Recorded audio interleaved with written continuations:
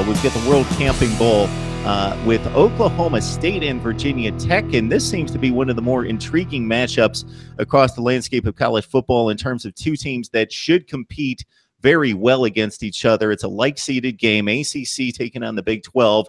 The Cowboys with a bit of a disappointing season. They were eyeing that Big 12 championship, of course, in the college football playoff. I don't know, Taylor, that this is going to be a classic letdown game because the decline, and I don't want to use that term in a certain sense, because for Oklahoma State, they still have a fine football team ranked in the top 20 in the country. But in terms of winning those big games, it wasn't a big letdown in the final game that knocked them out. So this has been coming for several weeks. They should be ready for Virginia Tech and to take on a Hokies defense that's very formidable. The offense a bit shaky, so it's again different power and different strengths going at one another. Yeah, this is a strength on strength type of matchup. You've got Oklahoma State, who is top 5, top 10 in just about every offensive metric, going up against Virginia Tech, who's one of the strongest defenses in the country. I'm pretty sure they're 5th in the nation right now in scoring defense, only giving up 13.5 points per game, which is a pretty absurd number to think about. But so it's going to be really fun to watch kind of the chess match, the Bud Foster defense going up against the Mike Gundy offense and seeing who can get the upper hand here. But while those strength versus strength matchups are going on, it's going to be actually really interesting to see what happens on the flip side of the ball.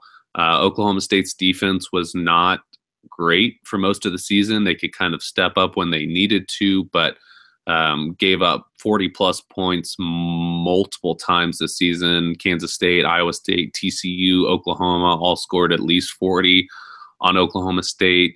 And like you said, Virginia Tech's offense isn't world beaters. They struggle to move the ball at times. So it's going to be really interesting to see. I think the game's actually going to be won on that kind of matchup, is who can actually improve their weakness, quote unquote, to the point where it's strong enough to kind of get the edge. I think that, though, that Mason Rudolph is really going to kind of will his team to a victory. This is going to be his last game as a Cowboy.